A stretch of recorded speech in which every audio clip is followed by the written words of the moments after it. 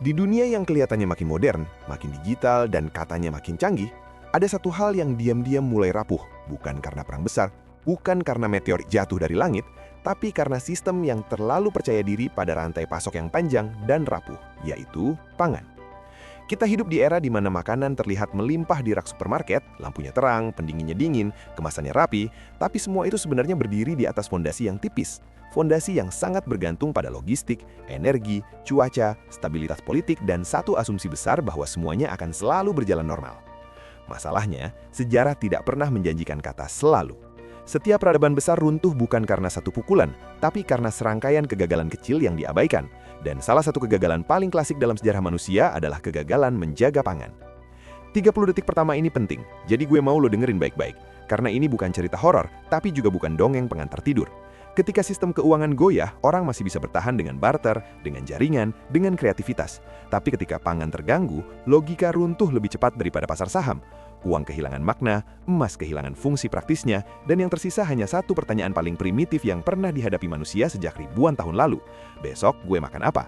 Di titik itu, lo baru sadar bahwa krisis pangan bukan soal kelaparan massal yang dramatis seperti di film, tapi soal hilangnya kendali, hilangnya pilihan, dan hilangnya rasa aman di level paling dasar. Gue tidak bilang emas itu tidak penting. Justru sebaliknya, emas itu aset lindung nilai, penyimpan daya beli, dan alat bertahan ketika sistem moneter diguncang. Tapi emas tidak bisa dimakan, emas tidak bisa ditanam, emas tidak bisa direbus untuk kasih makan anak lo ketika pasokan beras terganggu dan harga pangan melonjak tanpa ampun. Di setiap krisis besar, dari keruntuhan Kekaisaran Romawi, kelaparan besar di Eropa, sampai krisis modern di berbagai negara, satu pola selalu muncul.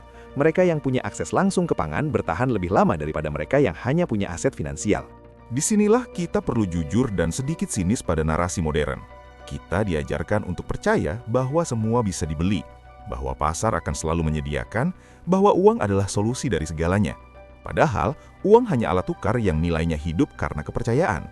Ketika kepercayaan runtuh, yang tersisa hanyalah barang nyata, tanah, air, dan tanaman yang bisa tumbuh tanpa izin sistem. Pangan adalah aset paling tua, paling stabil, dan paling diabaikan dalam perencanaan krisis modern. Ketika lo bicara soal krisis pangan, kebanyakan orang langsung mikir sawah luas, ladang besar, traktor, dan petani. Padahal krisis pangan modern justru akan paling dulu dirasakan di kota, di tempat yang paling jauh dari sumber produksi. Disinilah relevansi tanaman pangan skala kecil jadi sangat penting, bukan untuk menggantikan sistem besar, tapi sebagai jaring pengaman ketika sistem besar tersendat. 5 tanaman yang akan gue bahas bukan tanaman ajaib, bukan solusi instan, tapi tanaman yang terbukti dalam sejarah, adaptif terhadap iklim tropis, relatif mudah dirawat, dan punya nilai gizi yang realistis untuk bertahan hidup. Tanaman pertama adalah singkong. Singkong sering diremehkan karena diasosiasikan dengan makanan desa, makanan murah, atau bahkan makanan darurat. Padahal, singkong adalah salah satu tanaman paling tahan banting yang pernah dibudidayakan manusia. Dia tidak butuh tanah super subur, tidak manja soal air, dan bisa tumbuh di lahan yang gagal ditanami padi. Singkong menyimpan energi dalam bentuk karbohidrat yang padat, bisa dipanen bertahap, dan akarnya bisa dibiarkan di tanah sampai benar-benar dibutuhkan. Dalam kondisi krisis, fleksibilitas seperti ini lebih berharga daripada hasil panen besar tapi rapuh. Singkong mengajarkan satu pelajaran penting, bertahan hidup bukan soal rasa, tapi soal keberlanjutan. Tanaman kedua adalah ubi jalar. Ubi jalar sering dianggap sepupu singkong yang kurang populer. Padahal secara nutrisi, dia jauh lebih seimbang. Ubi jalar mengandung serat, vitamin, dan antioksidan yang signifikan, terutama jenis ubi berwarna oranye dan ungu. Yang jarang dibahas, ubi jalar bisa tumbuh cepat, daunnya bisa dimakan sebagai sayur, dan dia relatif tahan terhadap fluktuasi cuaca. Dalam konteks krisis pangan, tanaman yang bisa dimanfaatkan dari akar sampai daun adalah aset strategis. Ubi jalar tidak hanya memberi kalori, tapi juga menjaga tubuh tetap berfungsi ketika variasi makanan makin terbatas. Tanaman ketiga adalah pisang. Pisang bukan hanya buah, tapi sistem pangan mini. Satu pohon pisang menghasilkan buah, daunnya bisa digunakan untuk membungkus makanan, batangnya menyimpan air, dan jantungnya bisa dimasak. Pisang tumbuh cepat, bisa diperbanyak dengan tunas, dan relatif mudah dirawat di iklim tropis. Dalam sejarah banyak wilayah, pisang menjadi penyelamat ketika padi gagal panen. Memang, pisang tidak bisa disimpan lama dalam bentuk segar, tapi justru itu mendorong kreativitas pengolahan. Pisang mengajarkan bahwa pangan bukan cuma soal stok, tapi soal siklus dan pemanfaatan maksimal. Tanaman keempat adalah kelor. Ini tanaman yang sering disebut sebagai superfood, tapi ironisnya justru jarang ditanam secara serius. Kelor kaya protein, vitamin, dan mineral. Dan yang paling penting, daunnya bisa dipanen terus-menerus tanpa harus menebang pohonnya. Dalam kondisi krisis, sumber protein nabati sangat krusial, karena protein hewani biasanya jadi mahal dan langka. Kelor tumbuh cepat, tahan kering, dan bisa hidup di berbagai jenis tanah. Ini bukan tanaman gaya hidup, ini tanaman bertahan hidup yang dibungkus label modern. Tanaman kelima adalah talas.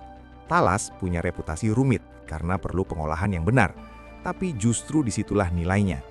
Talas mengajarkan disiplin dan pengetahuan. Dia tumbuh di lahan lembab, bahkan di pinggir sungai, dan menghasilkan umbi yang mengenyangkan. Dalam sejarah Asia dan Pasifik, talas adalah makanan pokok yang menopang komunitas besar. Di dunia yang terlalu bergantung pada satu jenis karbohidrat, diversifikasi seperti talas adalah bentuk asuransi pangan yang sering diabaikan. Sekarang kita tarik garis besarnya. Menanam pangan bukan berarti menolak modernitas, bukan berarti anti-investasi, dan jelas bukan berarti paranoid. Ini soal keseimbangan. Lo bisa pegang emas, saham, properti atau aset digital. Tapi tanpa pangan, semua itu kehilangan fungsi praktisnya. Krisis tidak selalu datang dalam bentuk kiamat, kadang datang dalam bentuk harga yang naik pelan-pelan, distribusi yang tersendat, dan pilihan yang makin sempit.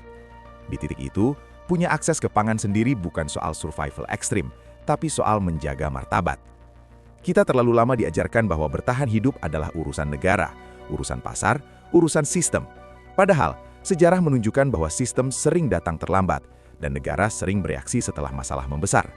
Menanam pangan adalah bentuk tanggung jawab personal yang paling konkret. Tidak heroik, tidak viral, tapi efektif.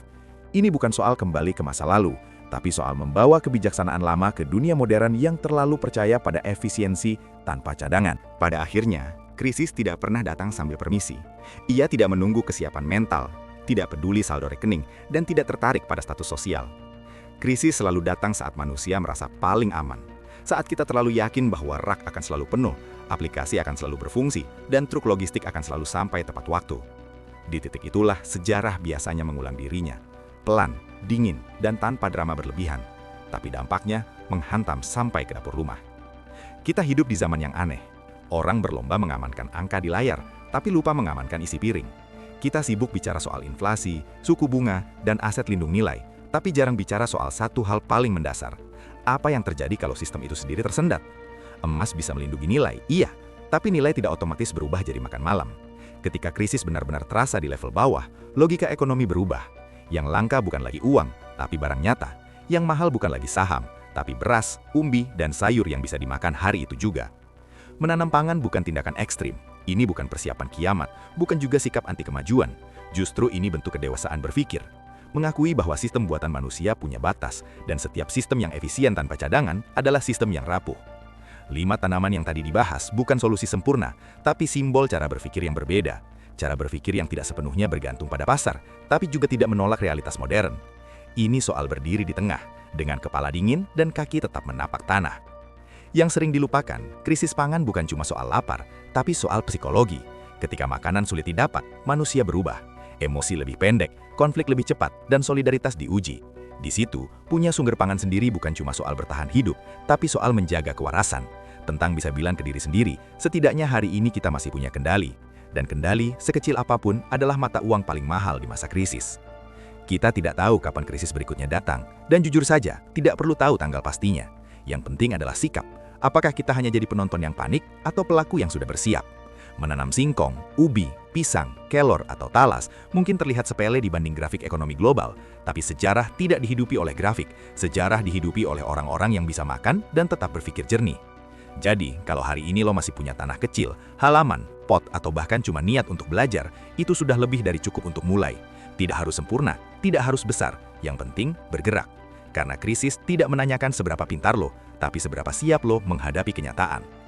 Kalau lo ngerasa narasi ini perlu didengar lebih banyak orang, jangan simpan sendiri, bagikan, karena kesiapan itu menular, dan kepanikan juga. Pilih mana yang mau kita sebarkan. Dan kalau lo pengen terus dengar pembahasan jujur, kritis, dan membumi tentang masa depan yang sering kita anggap baik-baik saja, dukung channel ini dengan like, share, dan subscribe.